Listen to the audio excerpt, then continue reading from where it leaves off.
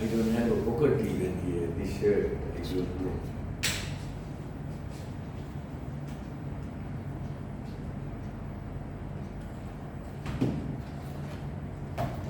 So we were discussing about what the other day, I cannot remember. We talked about induction. Induction, no? So, one, thereafter we did not come to any limits, proving limits, this and that. We did one limit 10 times 20 into the power 3 plus 2 divided by 2 times into the power 3 plus Limit is equal to something we Yeah. proved it. Eh? So we were supposed to have a midterm today, but there was one holiday, no, so I will give you the midterm next Monday. It's a take-home exam. I don't know what to give even. Because problems in the book, they are homework, no, so no need to do them again. So, you know the meaning of monotonic, no? Increasing, decreasing sequences. You know that if a sequence is monotonically increasing and bounded above, it converges. Can you prove it? Yes or no? Monotonically decreasing and bounded, again yes, converges. Then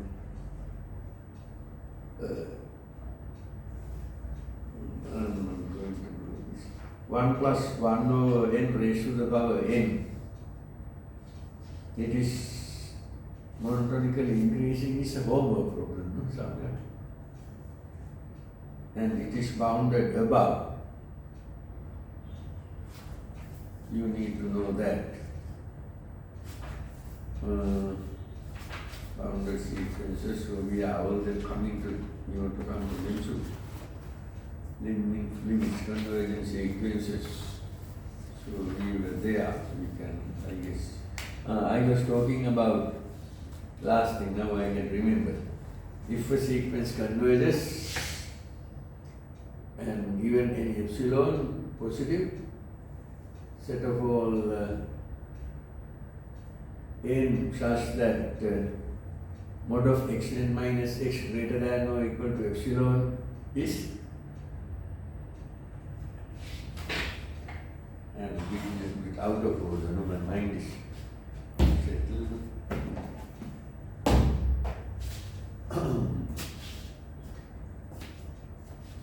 Limit n tends to infinity. Is this the way we write? I don't remember. Yeah. If this is equal to x, then suppose this, then set of all n belongs to n, not n, no, for you guys it is e plus, such that mod of xn minus x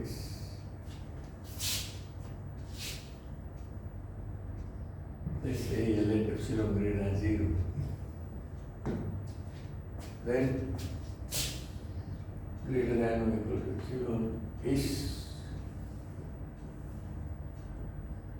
finite, no? Because if it converges to x,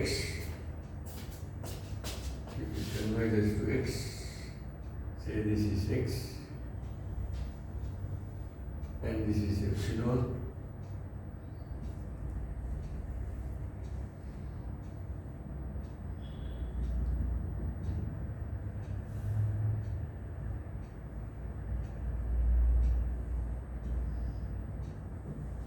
so even epsilon you get some n this side, no?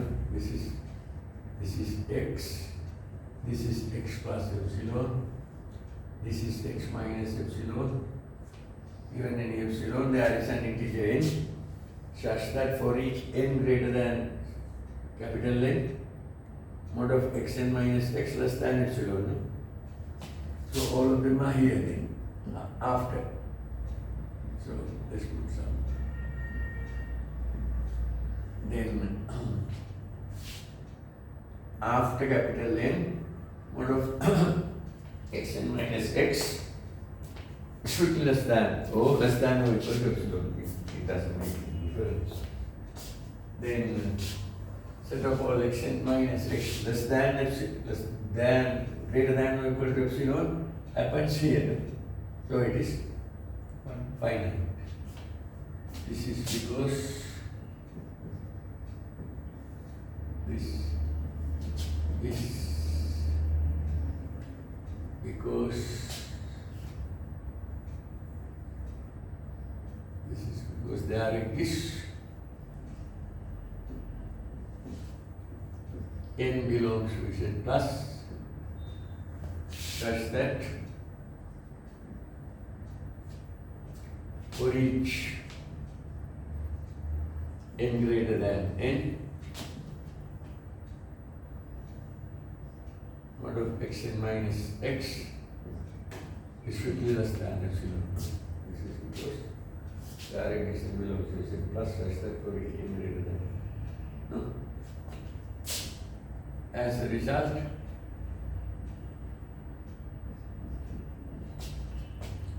set of all n belongs to n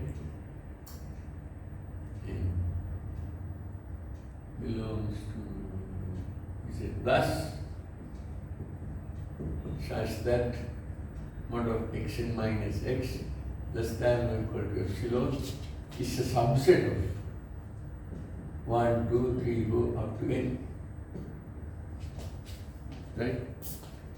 This set is finite.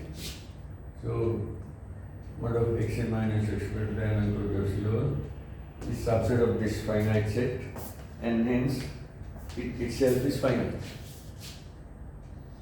However, very important to keep in mind, you cannot say this is exactly equal to 1, 2 up to n, because there may be some values here such that mod of xn minus x less than epsilon.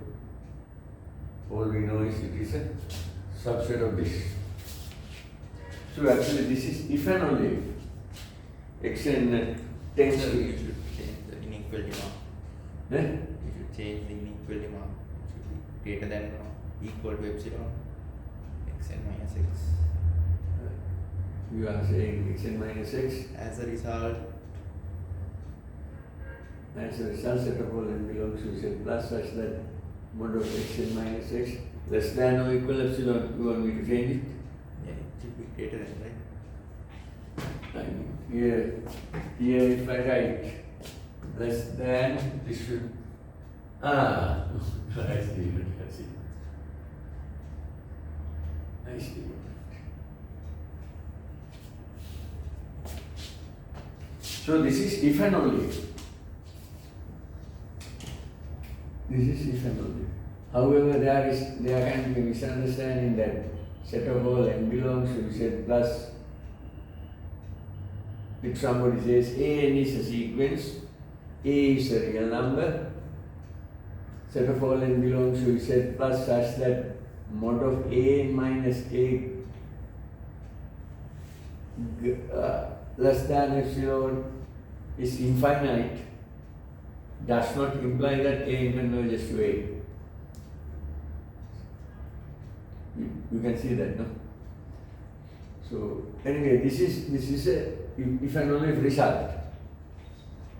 Xn converges to x if and only if for each epsilon greater than 0 this set is finite. If and only. So that is the result. I just want to jump. No need to discuss about that. And you can do a sequence such as -1 to the n is divergent, no? Yeah.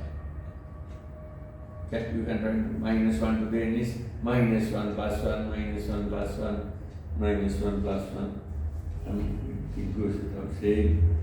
And the sequence, if a sequence converges, I mean, any sequence can have at the most one limit.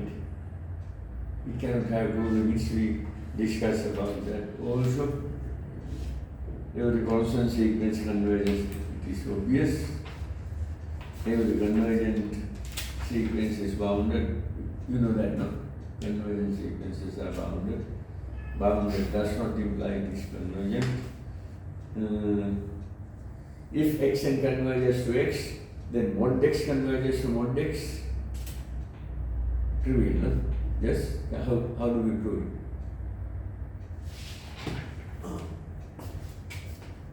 Say a proposition.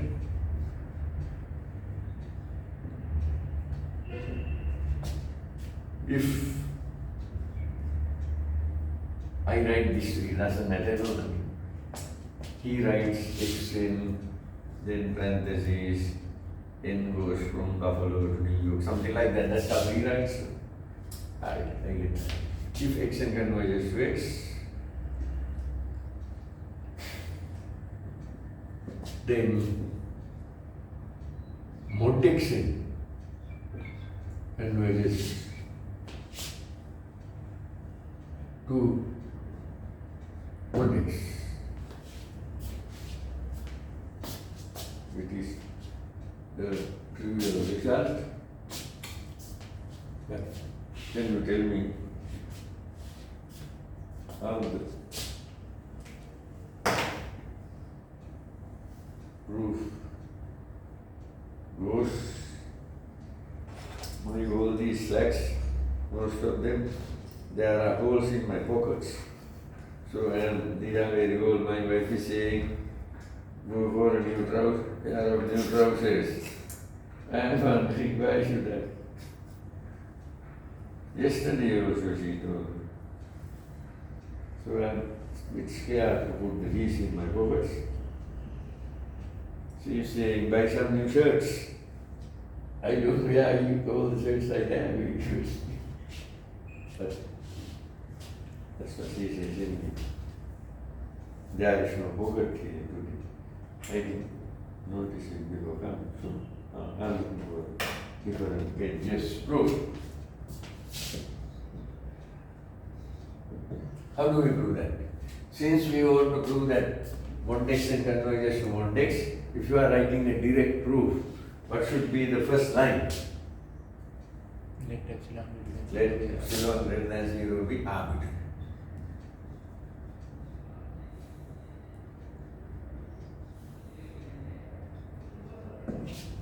Then there exists n belongs to Z plus such that for each n greater than n, mod of xn minus x less than 0. I think my proof is wrong. Why? Because it is an if-then statement. So first thing I have to write, suppose first lines will be xn converges to x.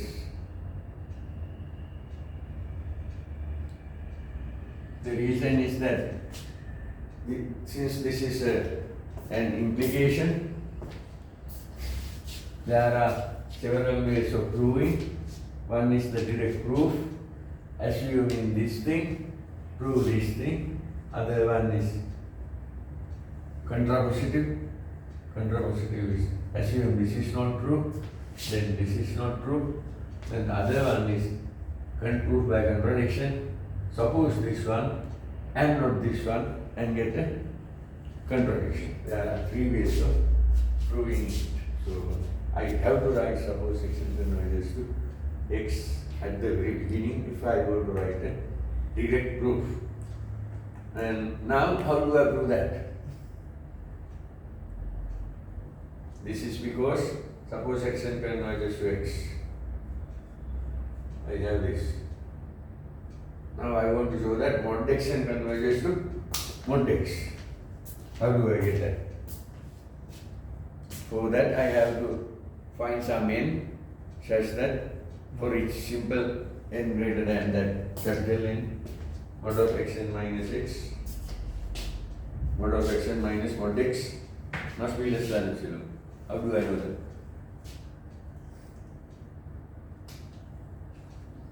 this is the result.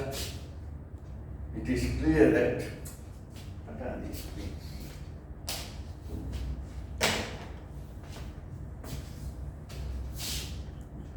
It is clear that mod of mod x n minus mod x less than or equal to mod of x n minus x. For any, always, I will write always. This is the result. In other words, mod of mod A minus mod B less than or equal to mod of A minus B. From that thing you get that. So, thus, for each n greater than n, mod of x, mod x n minus mod x less than epsilon. This thing is smaller than that guy less than epsilon. Thus, mod x n converges to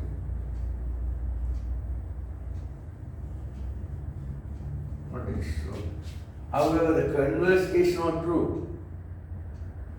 Just because of mod x n converges to mod x doesn't imply that x n converges to x. Can you give me an example? Converse is not true. Mod x n converges to mod x, but x n does not converge to x. Minus 1 to the power n. Minus 1 to the power n, if you take the absolute value, it is 1. 1 converges to 1, but minus 1 to the n does not converge to 1. So this is very good. Thank you, good reply. Classes of convergence. So we discussed increasing bounded above sequences converges, decreasing bounded below sequences converges,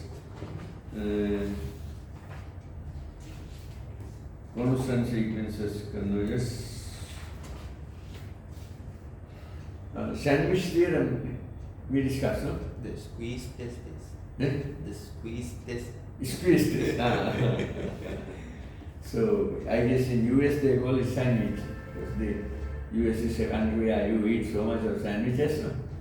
So they label it as sandwich theorem. Sandwich theorem says that's important one. You have three sequences, an less than or equal to bn less than or equal to cn, say for each n belongs to n.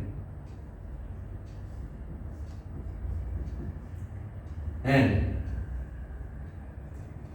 limit n tends to infinity is equal to limit n tends to infinity cn. If both of them are L, this one, limit of this one is L, limit of this one is also L, then limit of the middle one. If so, then limit n tends to infinity, Bn is equal to L. Squeeze theorem or sandwich theorem.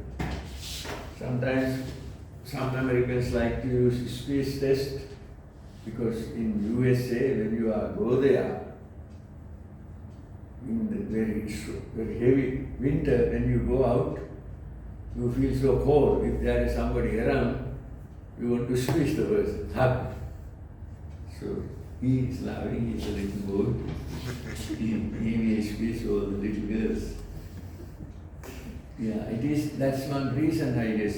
Maybe hugging began because of that, I don't know. So I don't study these things, but I myself, even when it is very cold, like to hug. So algebra of convergence, you know, limit of an addition is addition of the limits. No? Limit of x n plus y n is equal to limit x n plus limit y n. We discussed them in that book. No? And again, limit of x n minus yn is limit xn minus limit yn, provided both of them have limits, we discuss them. Again, if xn less than or equal to yn, and both of them are convergent, limit of xn less than or equal to limit of yn, no? We can prove them, no? Yes? If a sequence xn greater than or equal to lambda, and if it has a limit, then limit also greater than or equal to lambda, no? We discussed them, no? These are very important. I am running over because I want to come back to. And I remember if x is a number, we proved in that book, limit n tends to, if x is a positive number, limit of x raised to the power 1 over n is 1. We discussed that. Divergence sequences. I have written two roads diverge inward and I took the one less traveled by, and that has made the difference like that. I have written this kind of stuff. Divergence sequences.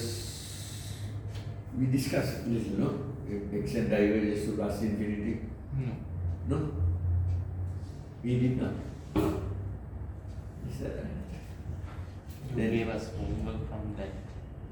It diverges to plus infinity and minus infinity. Yeah. That's it. We didn't discuss it.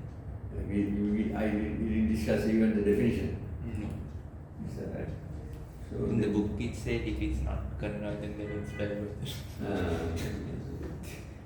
Okay, that's what you know. If it is not convergent, it is called divergent, but diverges to plus infinity minus infinity, we did not talk about it. So let's try.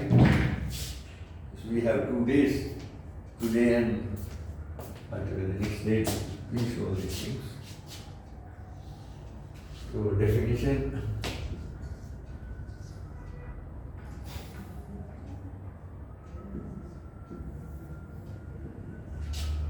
The sequence xn is said to be divergent,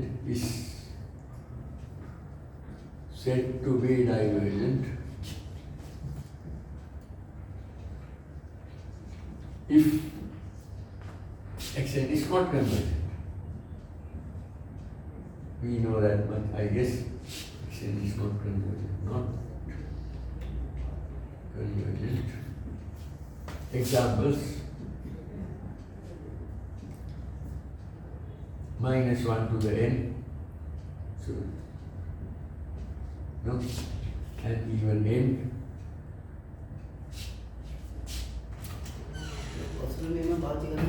Are divergent.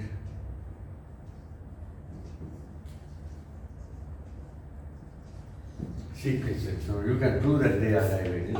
How can we prove? Minus 1 to the n, for instance, how do we prove? Because though it is very simple, prove that. Let's do it quickly. Minus 1 to the n diverges. How do we prove? Let capital N belongs to Z plus B arbitrary. Prove. Then capital N belongs to Z plus B arbitrary.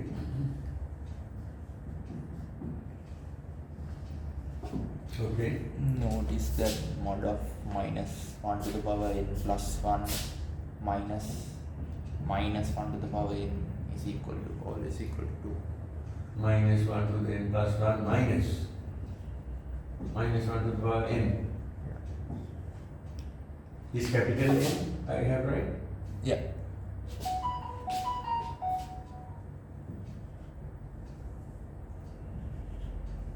This is equal to 2. Minus 1 to the n plus 1 is minus 1 to the power n is equal to 2. So So that it's not it's not convergent Why? because if it's always greater than it's always equal to, so it's always greater than half or any number you choose any.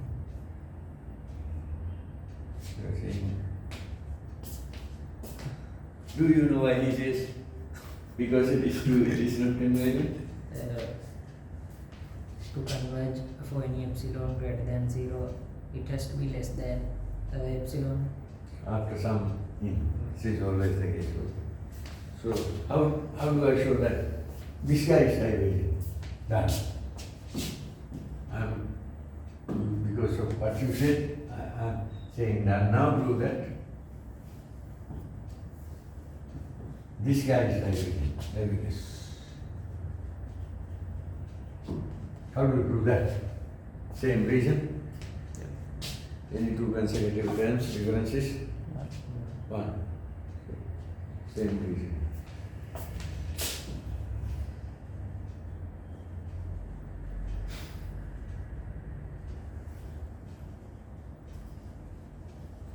Okay, now most important thing is that a sequence Xn is said to be divergent if it is not convergent. That's the good one. So we have examples of divergent sequences.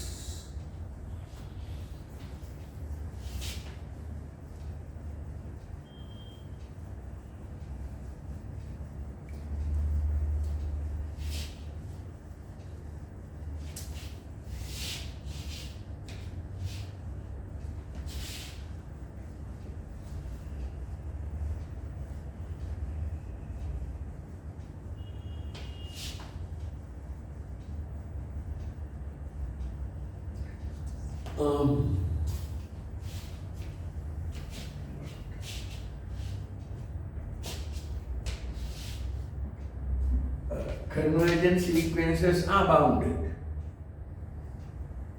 Therefore, unbounded sequences are not convergent.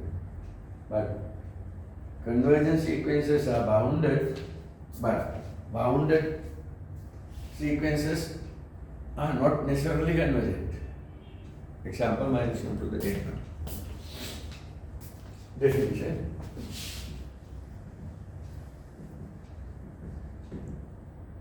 A sequence Xn is said to diverge to infinity if he writes if and only if, anyway I write if, what? It is not bounded above.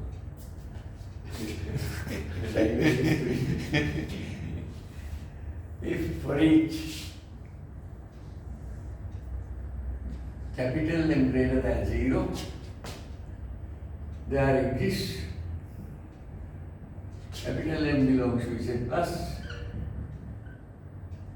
such that for each simple N greater than capital N, where is the sequence? Is said to diverge to infinity if for each n greater than 0, there exists n belongs to Z plus such that for each n greater than n, Xn greater than capital. That is the meaning of divergence to plus infinity. From a picture, you have the sequence X. Sequence, you choose some capital M. As soon as you choose capital M, from this side there is n. Graph is above it. No matter which n you choose, after some integer n, it is above n. So it has to go to heaven, there is no other choice. So this is the definition of divergence to plus infinity. So example.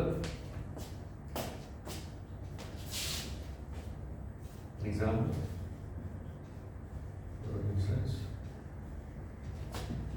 instance, the sequence n square plus 1 diverges to infinity.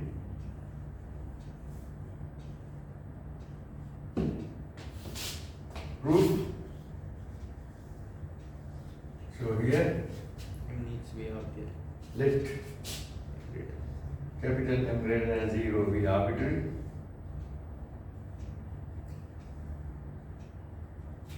Do some tough work somewhere here.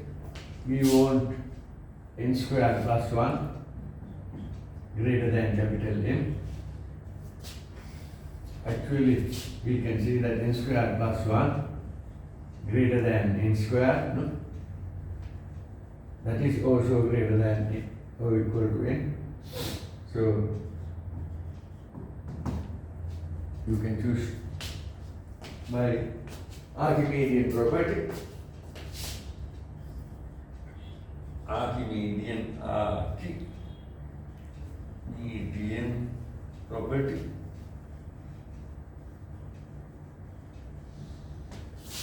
There exists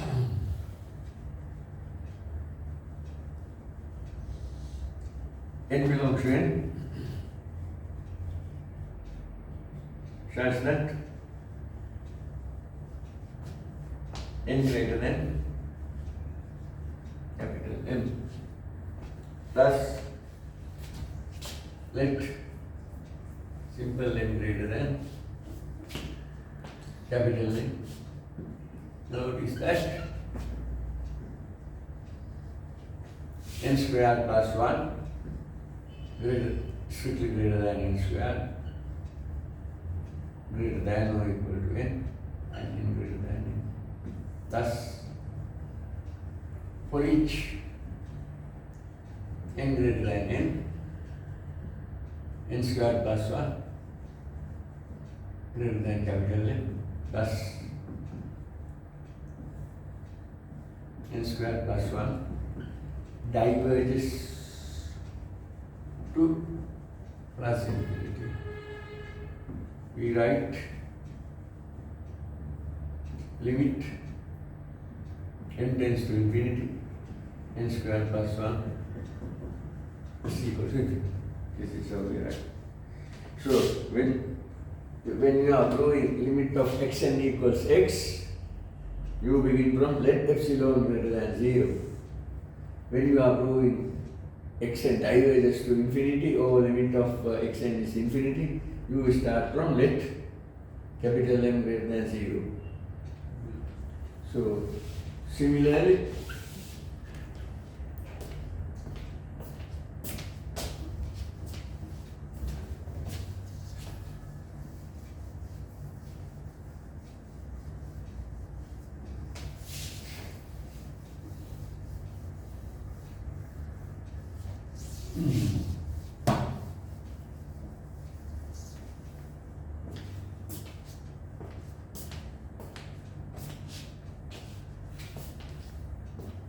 definition.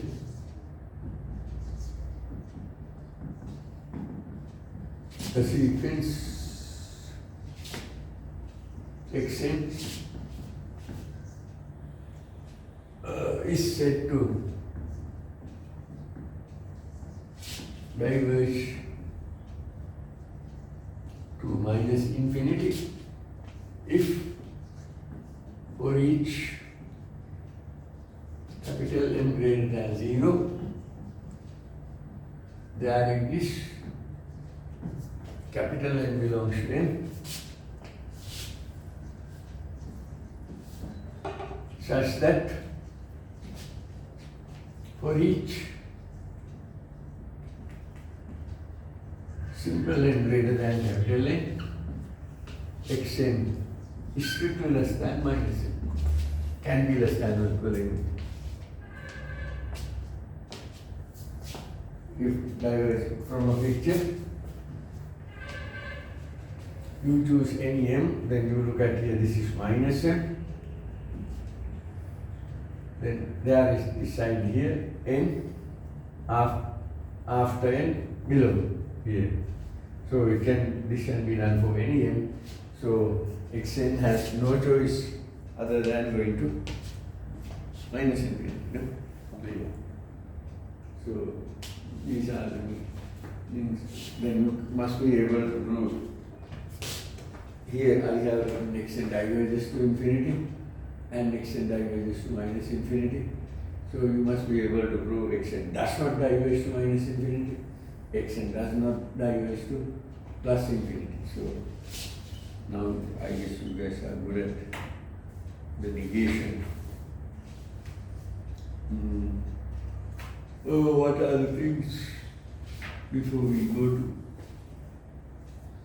So anyway, when it comes to convergent sequences, they are always bounded. But when it comes to divergent sequences, they can be bounded, they can be unbounded also. Minus 1 to the n is bounded, divergent. Here I wrote n squared plus 1, unbounded and divergent. Over there I did not write an example, you can do it because I should save time.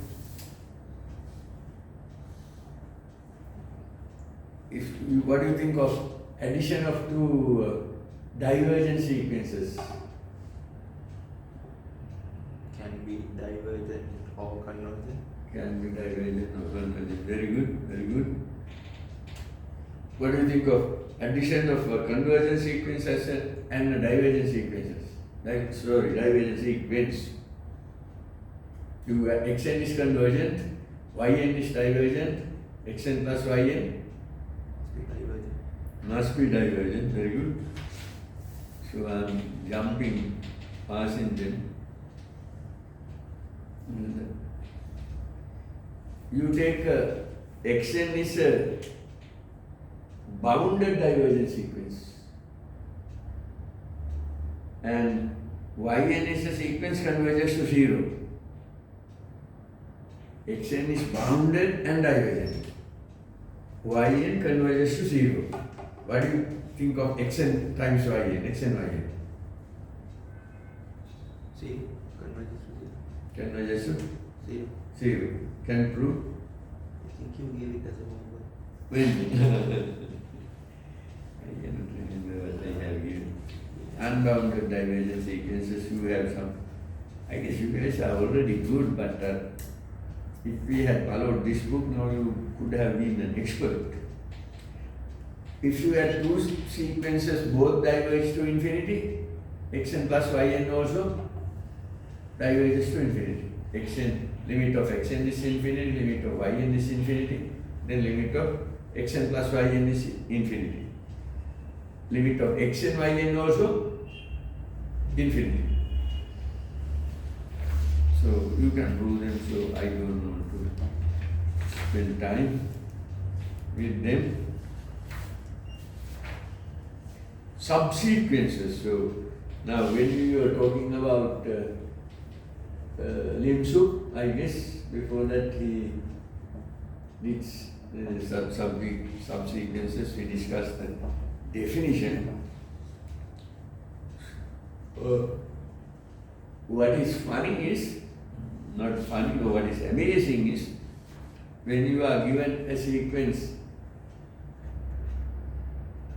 it always has a subsequence which has a limit. We are going to prove it. No matter what sequence you are given, xn has a subsequence which has a limit. Limit can be plus infinity, minus infinity, or real number. We have to prove it.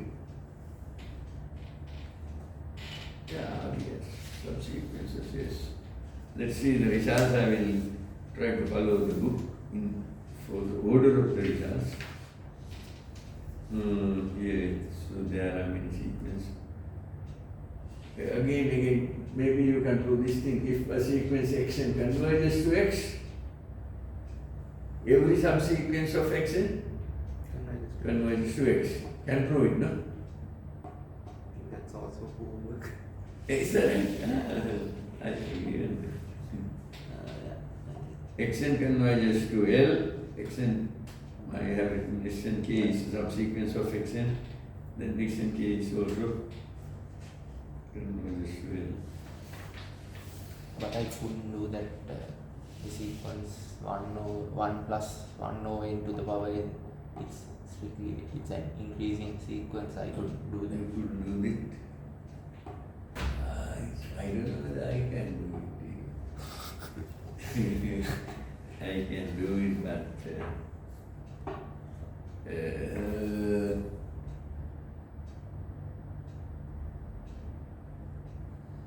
one. If you take the, let's come back to it after a while, not now. Not now. Let's. Ooh, there is. Yeah, we can do subsequently. So anyway, we need to prove 1 plus 1 over n raised to the power n. You said increasing. Okay, let's do it. Not now, but I can give you a hint. You have to use the A and G inequality. Arithmetic meaning and geometric meaning. Arithmetic mean, geometric mean inequality. Using that we prove it. Now you can prove that. I proved it, no? Arithmetic mean, geometric mean inequality. Prove for that.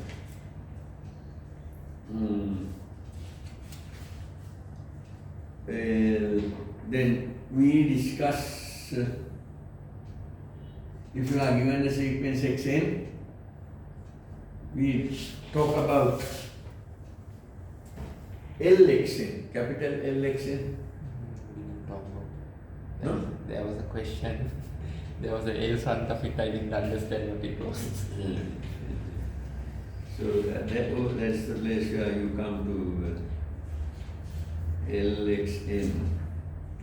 Here I say Lxn.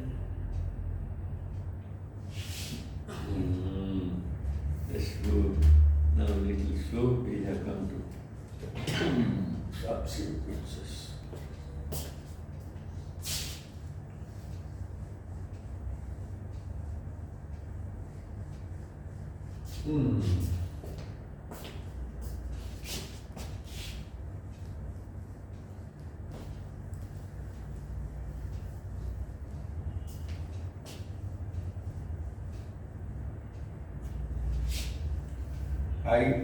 My teacher at the University of Colombo, who applied maths, taught classical mechanics. So actually, he was the one who knew classical mechanics means this Newton's equations, etc.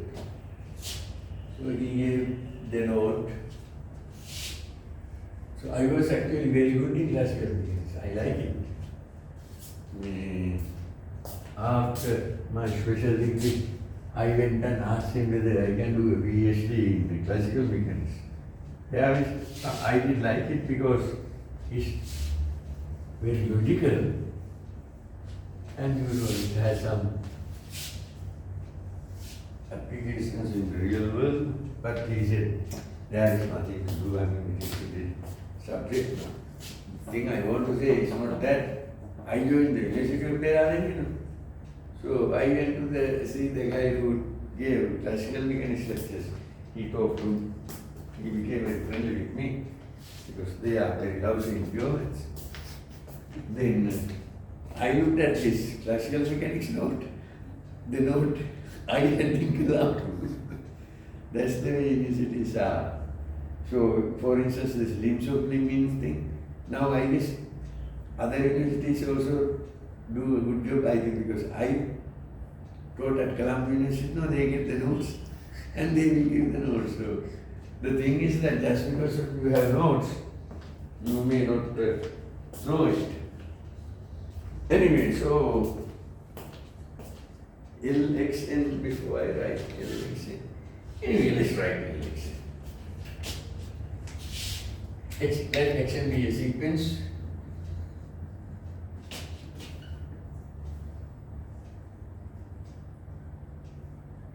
Let capital, this is my notation, LSA.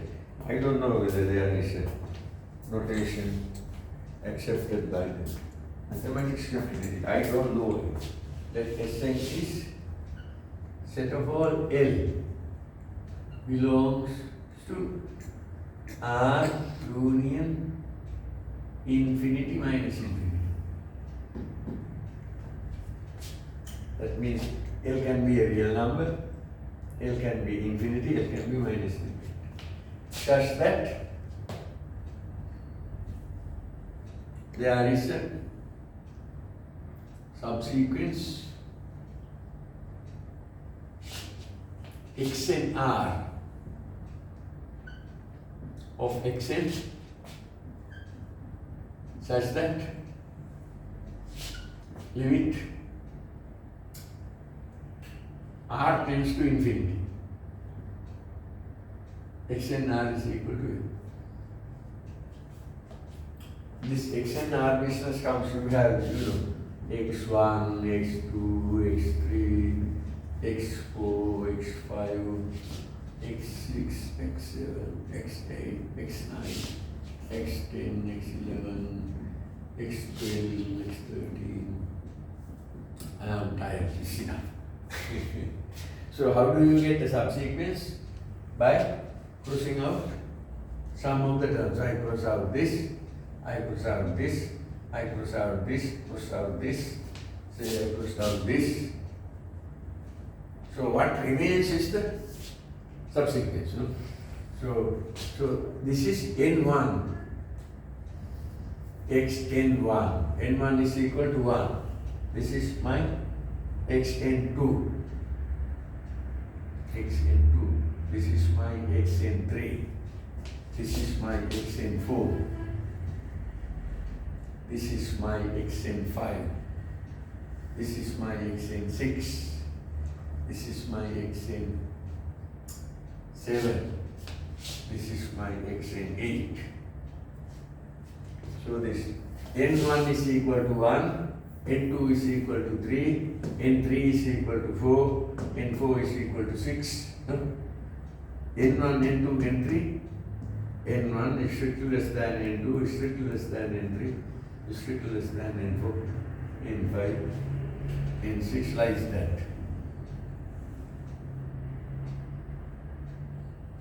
Like that. So I have here I am saying Lxn is the set of all subsequential limits. Set of all subsequential limits. It can be real numbers plus infinity, minus infinity, or Lxn. This is. Now let's compute some Lxn for certain sequences. Let examples.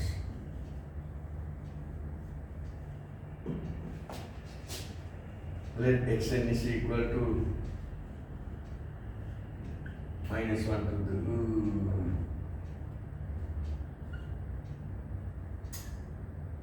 the n.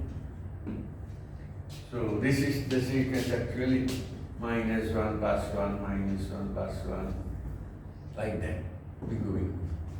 So what are the convergence of sequences? I mean this doesn't converge. 1 converges to 1, minus 1 minus 1 minus 1 all the way converges to 1, minus 1 plus 1 minus 1 plus 1, then continuously 1 again converges to 1, minus 1 plus 1 minus 1 plus 1 minus 1 plus 1, thereafter all the minus 1, all of them are minus 1s converges to minus 1. So you can see here, without writing a rigorous proof, Lxn is equal to 1 and minus 1. Now consider this sequence with examples.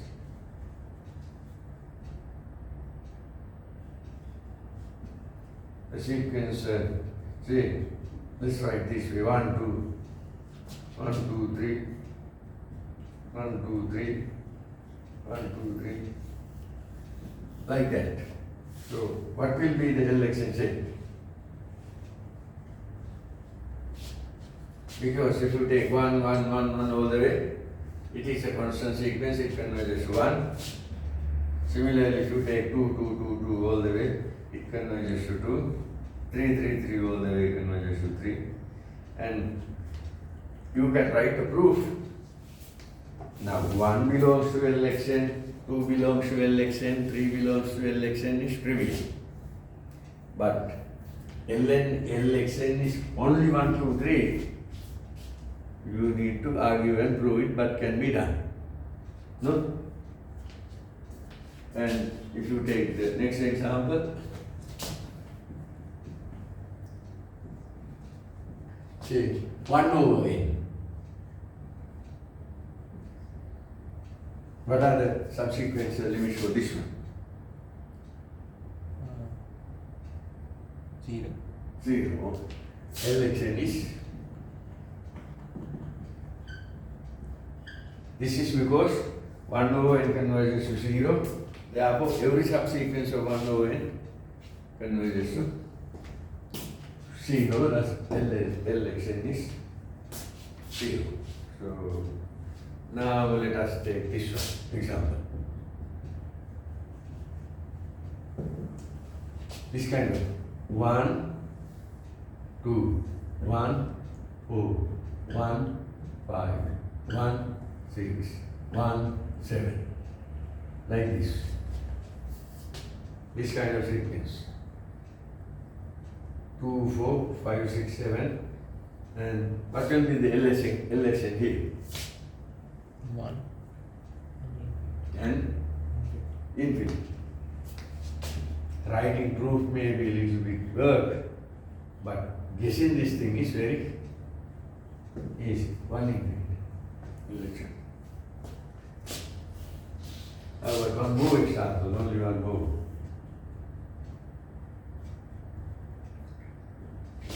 Example sequence, let's say 1, negative 2, 2, negative 3, 3, negative 4, 1, 2, 4, negative 5, 5, negative 6. This sequence, what will be the LXN? Minus infinity plus. Minus infinity plus.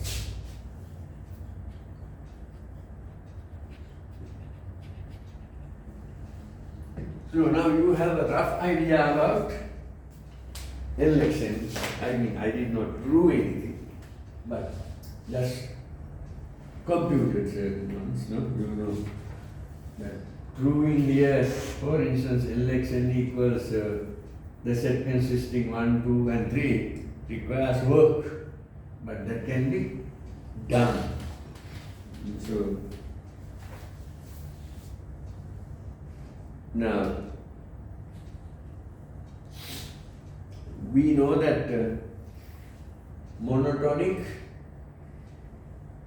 bounded sequences converge. No? If it is increasing, bounded above converges. If it is decreasing, bounded below converges. I mean, one other thing you know, Cauchy sequences converges. That's if and only if actually. Maybe you can prove if Xn is an unbounded sequence of real numbers. You can say unbounded above. You take the sequence Xn unbounded above. Then what can you say? Anything you can say? Subsequences. You have a sequence Xn not bounded above.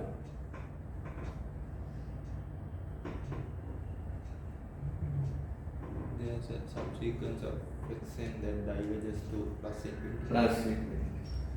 If it is not bounded above, it has to have a subsequence that diverges to plus infinity. Similarly, if Xn is not bounded below, then it has a subsequence that diverges to minus infinity. So, I guess you can prove it, no? Yes? I say let Xn be a sequence unbounded above.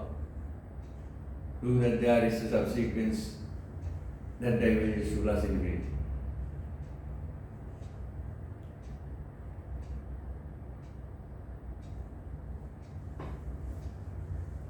You will be able to write a proof? Okay.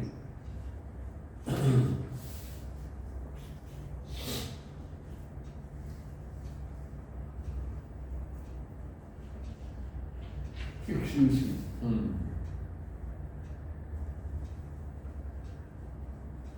Another very important result is actually these are, I mean, when we are talking about infinity, it is easy.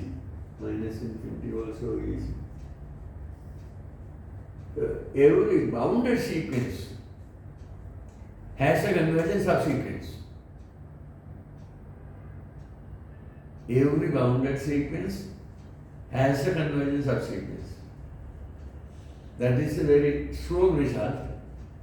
Actually, that is sort of the backbone of analysis and hence of physics, engineering, everything. People don't realize it, but that is the truth. Every bounded sequence has a convergent subsequence.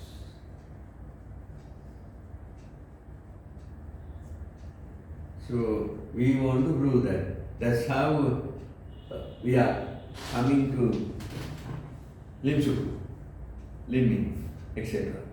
Here I have a theorem. Every sequence of real numbers has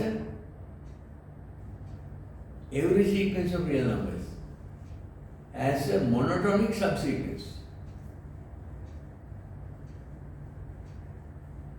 Every sequence of real numbers has a monotonic. You write a sequence, always you can find a subsequence, can be monotonically increasing, can be monotonically decreasing. We use that result to prove that every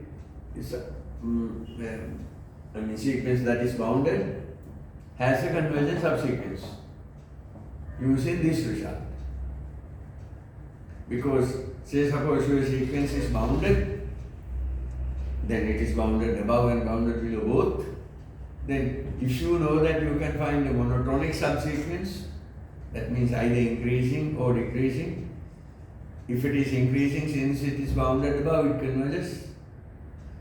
If it is decreasing, since it is bounded below, it converges. So the main result is every sequence has a monotonic subsequence. That has led to all the analysis without knowing.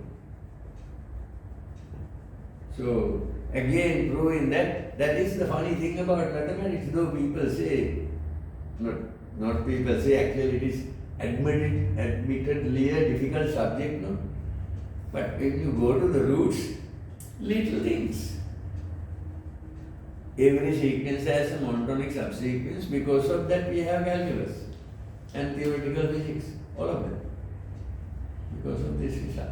So let us prove that. Again, proof is also trivial. Not trivial, but you have to write logically.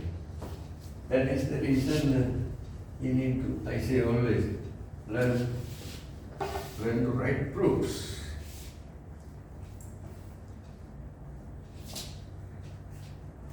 One thing I wanted to tell you, by the way, in the meantime, that now according to Yellow Book,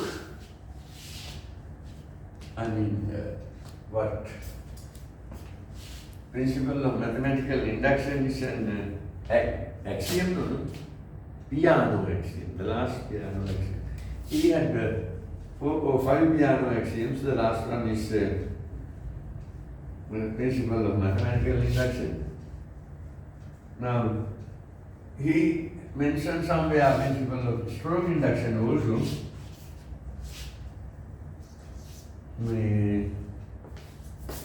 I told you, for other people, they prove. I don't have my book. I proved it the other day, the principle of mathematical induction. Then I proved that You know now that principle of mathematical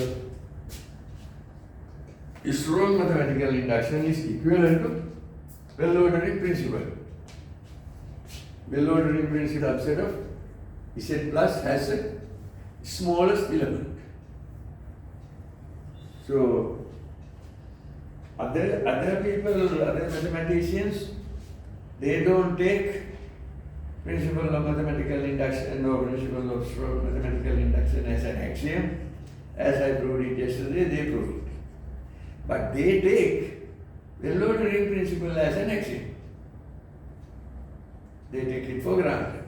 Now we have proved that they are equivalent. So in a sense, what he has done is it's not a bad thing. I mean, it is, since well-ordering principle is equivalent to the principle of mathematical induction, they are the same. But when you use principle of mathematical induction as an axiom, it's kind of less strange at first, but no problem. So let's see. So now we have to prove this thing. Very important one. Every theorem. Every monotonic, every sequence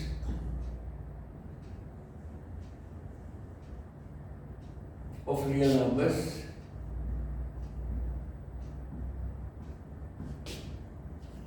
has a monotone or monotonic, whatever, doesn't matter. Monotone subsequence. Very strong result, very innocent result, but applications are very strong. It's like nuclear bomb, you know. Nuclear bomb. Theory-wise, it is nothing, no. You burn that helium.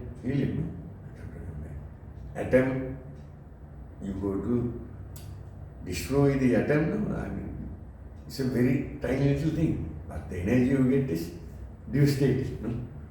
So, proof.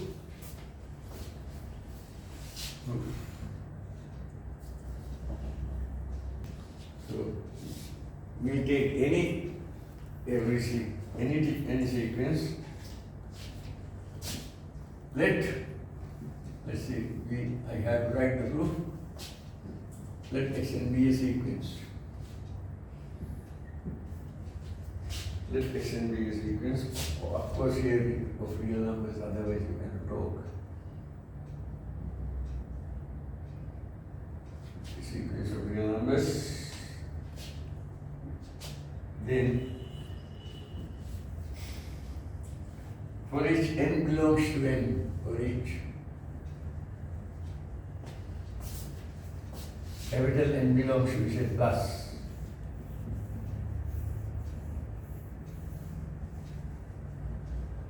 Set of all Xn such that n greater than n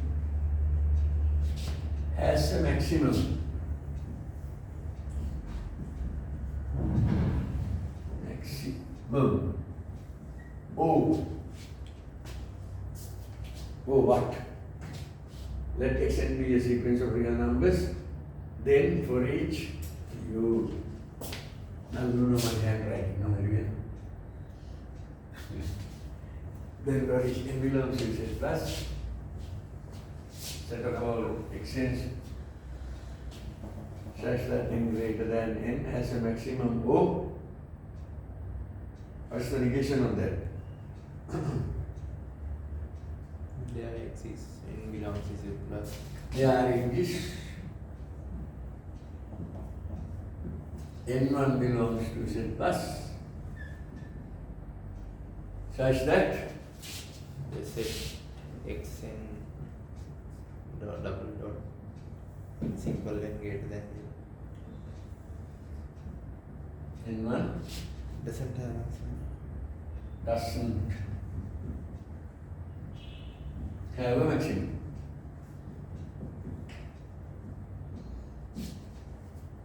This is a trivial statement. P or not P is always true. It is a tautology. This one. Suppose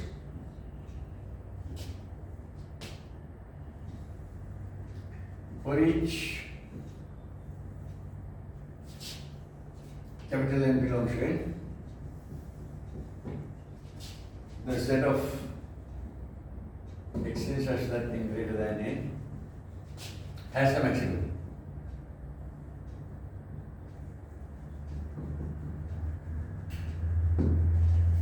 We are assuming that for each n belongs to n, set of all x's such that n greater than n has a maximum. Let xn1 be the maximum of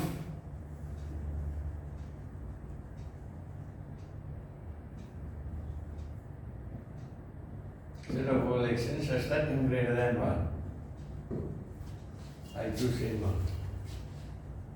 This is the whole sequence of excluding 1, however. When I say n greater than 1. So maximum of this set I take as xn1. Then let xn2 as the maximum of set of all xn such that n greater than n1.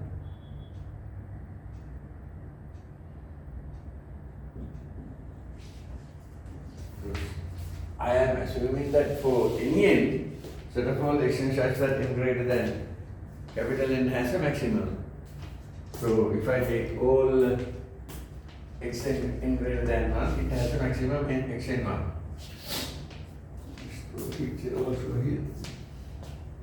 You have x1, x2, x3, quickly x5, x6, x7, x8, x9, like that. So if I take all of them to infinity, it has a maximum. So maximum occurs somewhere here. Let's say this is my xn1. Maximum of all of them. Now, when I look at here, after that, x6, x7, x8, etc., that also has a maximum. It will be somewhere here, xn2. It cannot go backwards because I am considering going forward. xn2 is the maximum of set of all xn such that n greater than n1. xn3. Now let xn3 is the maximum of set of all xn such that n greater than n2. This set has a maximum or something. So what is happening and so on. I mean, you can continue this way and so on. On is not good mathematics, but you know what I mean. Clearly, n1 is strictly less than n2 is strictly less than n3. No. And what can I say? And xn1 greater than xn2. greater than or equal to. Oh, can they be equal? Doesn't matter.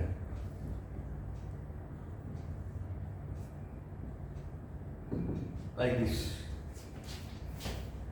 xn1 is the largest, then xn2.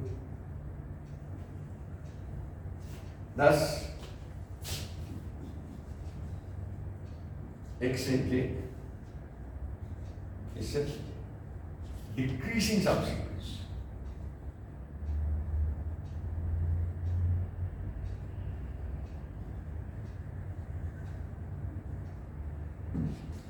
xn3 is a decreasing subsequence.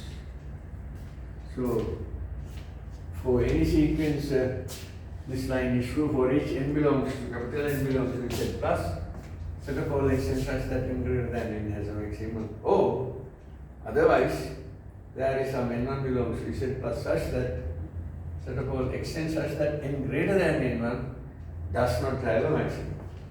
So in the first case, we have a decreasing subsequence. Now case 2.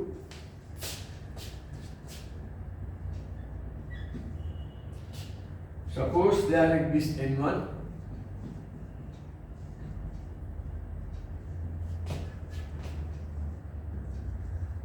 belongs to Z plus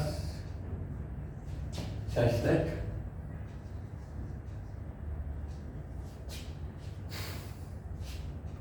set of all xn n greater than n1 does not have a maximum.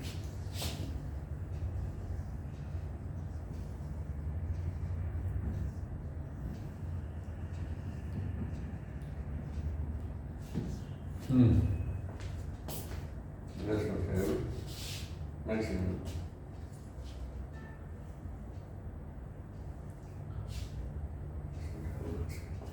Then for each n greater than n1,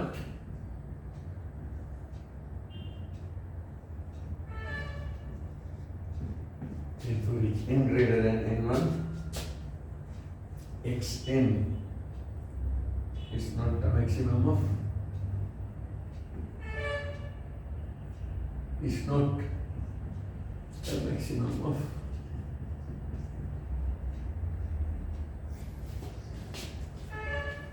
set of all xt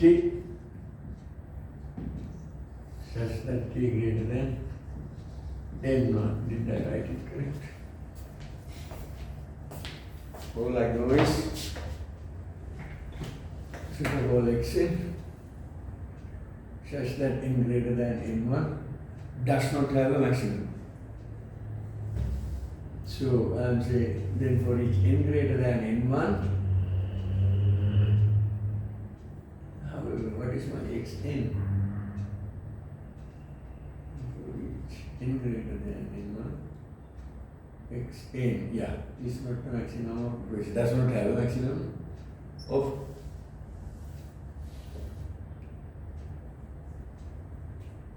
Then what can I say? If it is not the maximum, all these are logical arguments. Then for each n belongs to n, for each n belongs to n, such that n greater than n1, there exists mn belongs to Z plus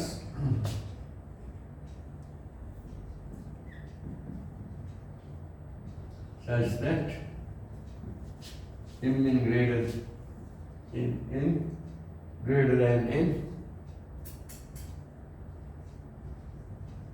and xmn strictly greater than xn. Is that clear to you? Then for each n greater than n1, xn is not the maximum of that set. No xn is a maximum of that set. That's what they have written. Then for each simple n belongs to, sometimes I write n, sometimes it is plus.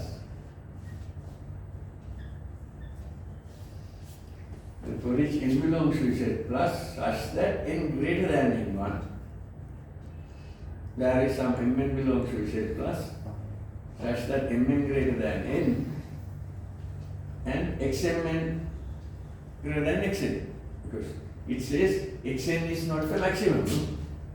So this should be true. If you want,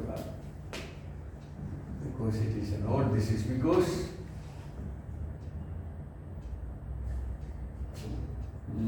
if there exists,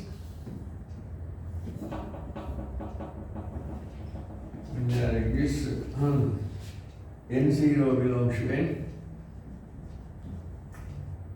What n? Is it plus? Such that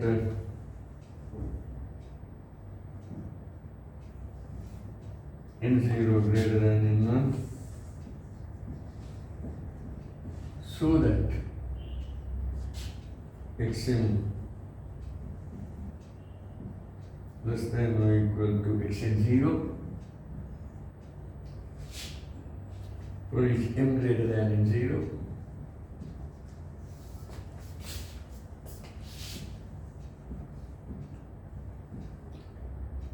For each m greater than n0, then the maximum of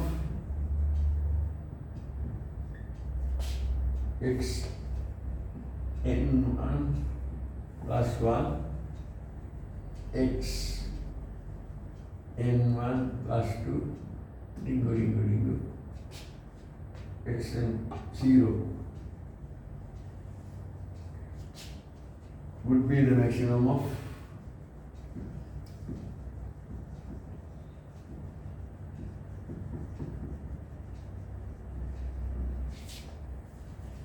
set of collection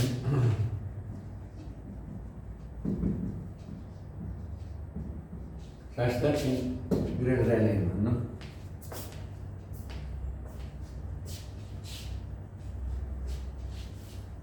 Because what I am saying is whole thing does not have a maximum. Then for each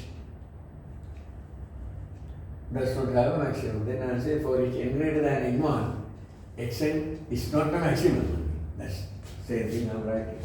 Then for each n belongs to z plus, such that n greater than n1, there is mn belongs to z plus such that mn greater than n and xmn strictly greater than xn.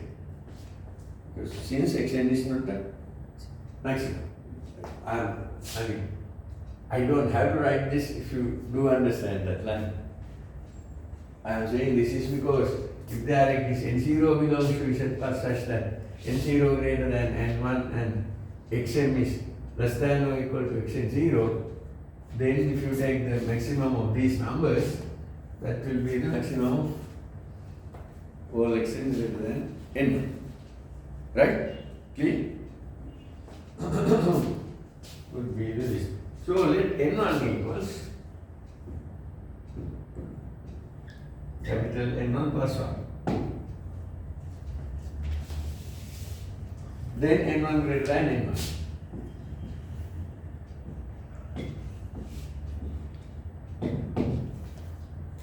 Then n1 greater than capital N1. Thus there exists n2 belongs to. Thus there exists n2 belongs to z plus such that n2 greater than n1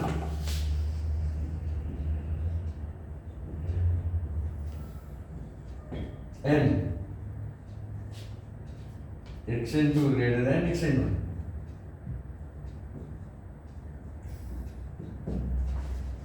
Can you see? I take, there must be some n2 greater than n1, xn2 must be greater than xn1. This thing continues. Again, since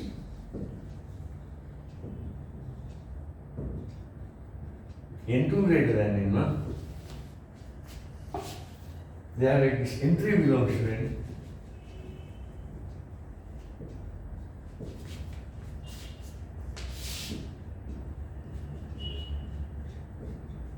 It belongs such that n3 greater than n2 and xn3 greater than xn2, because there is no match. So what will happen? Proceeding in this manner,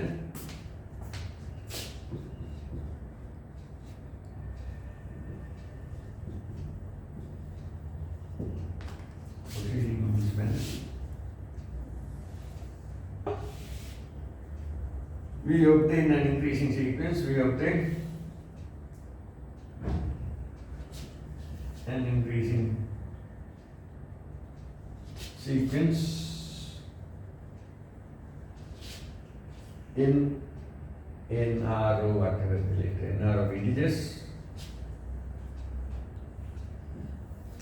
So I should not write integers, no, because with the yellow book, 0 positive integers.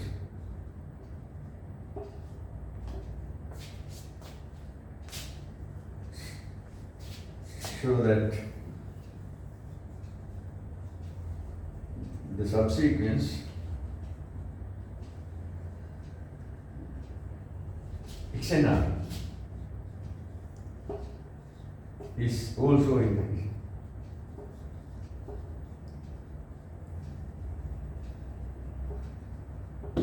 That is the proof. Is it clear? Are there any doubts? Can you see that? Proof does not have anything big, just the arguments. Just the argument.